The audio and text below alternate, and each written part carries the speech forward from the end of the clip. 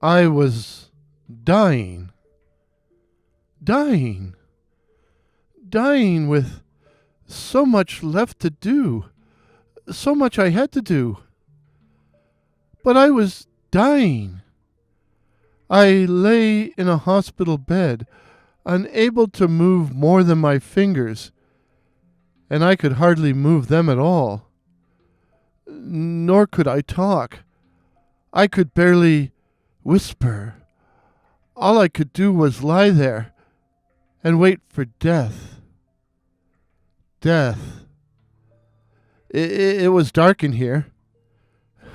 Yes, it was the middle of the night, and oh, how, once upon a time, I loved to be up during the wee small hours of the morning. But it was still too dark in here. There should be some light.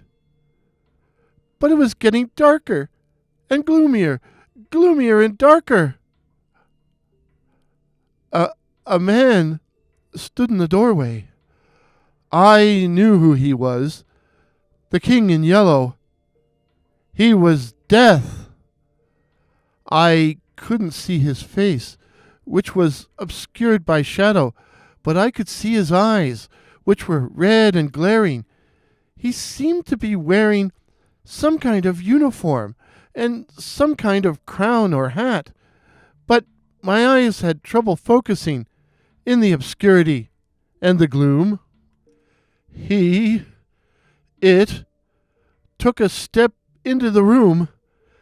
He was coming to take me to the land behind the veil, the land behind the mist. The room got darker, and at that penultimate moment of my life, I remembered a joke. 3 booster cables walk into a bar and each orders whiskey. The bartender stares hard at them for a moment, then says, "All right, I'll serve you, but just don't start anything." I couldn't believe it. I could not believe it. Here I was, on the edge of eternity, and all I could think of was some dumb joke.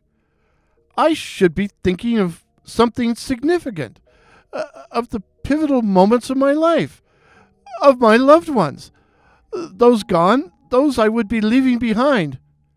And all I could think of was some dumb joke. Which then made me think.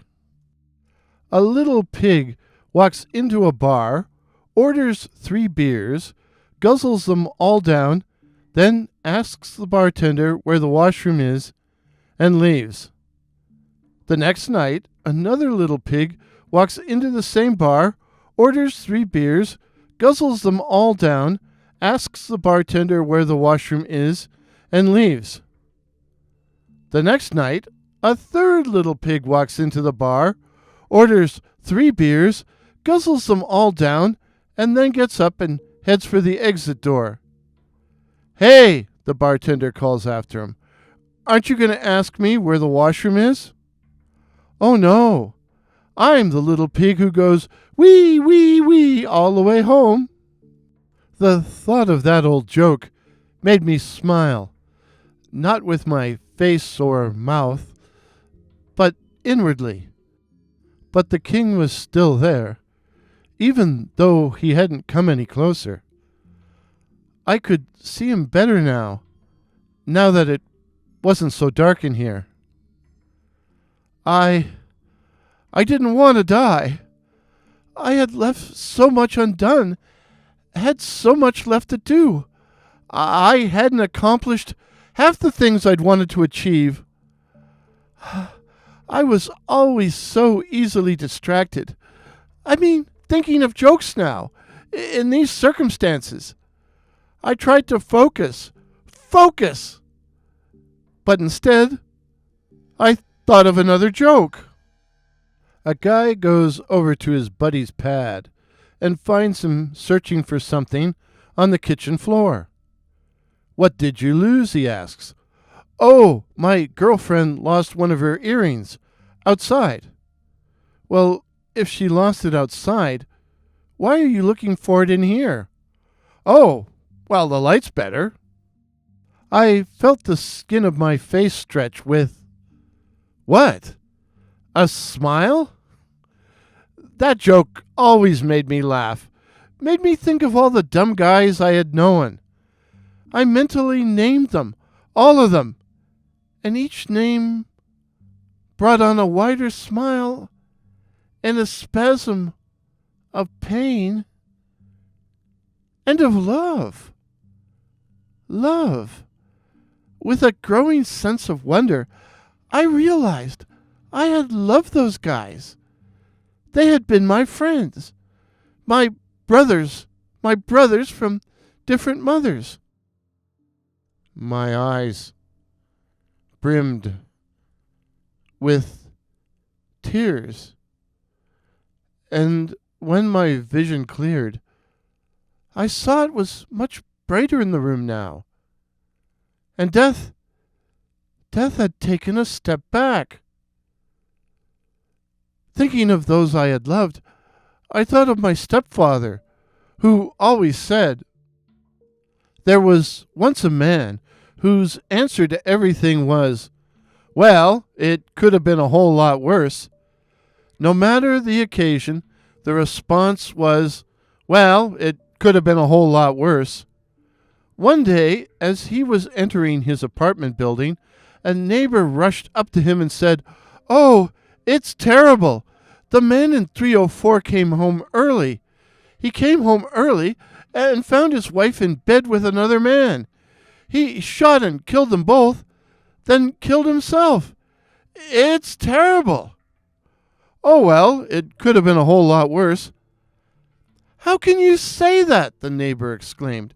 'What could be worse than that?' 'Well, if he had come home early yesterday, he would have shot and killed me.' I'd always cringed when my stepfather told that joke, and he told it a lot. But now I thought it was hilarious, and it left me with a warm feeling inside, which then made me think. Two old guys were riding the bus when one says to the other, 'Did you know diarrhea is hereditary?' 'How can that be?' says the other old guy. 'Well, I heard it runs in your genes.' I think I laughed then. I made some kind of noise.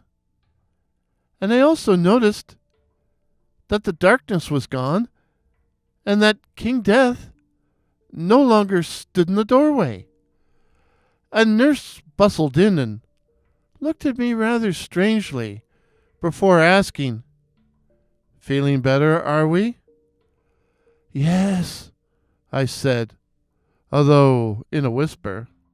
'The doctor will be in to see you shortly. Would you like me to open the curtains?' I had exhausted my power of speech, but managed to nod in the affirmative. The nurse drew back the blinds, and the room filled with bright, warm sunlight. In the hall outside my room, the nurse encountered a colleague, and even though their voices were low, I could hear them. 'You know,' my nurse was saying, 'I think he just might make it.' The moral of the story? The healing power of laughter is no joke. A comment and a question. Comment: if 4 out of 5 people suffer from diarrhea, does that mean that 1 out of 5 enjoys it? A question: if it's true that we are here to help others, then what exactly are the others here for? If this is your first visit to my channel, please consider subscribing. My name is Warren, and I write and tell original ghost stories and original horror stories featuring such cryptids as the Night Floaters, werewolves, and the Black-Eyed Children. So again, please consider subscribing. Please help me to reach my goal of 2,500 subs. Till midnight. Cheers. Pictures used in today's video, courtesy of Pix Here, that's PX Here, while the music was the classic Lightless Dawn by that patron of the internet, Kevin MacLeod. And a Merry Christmas to all, and to all a good fright.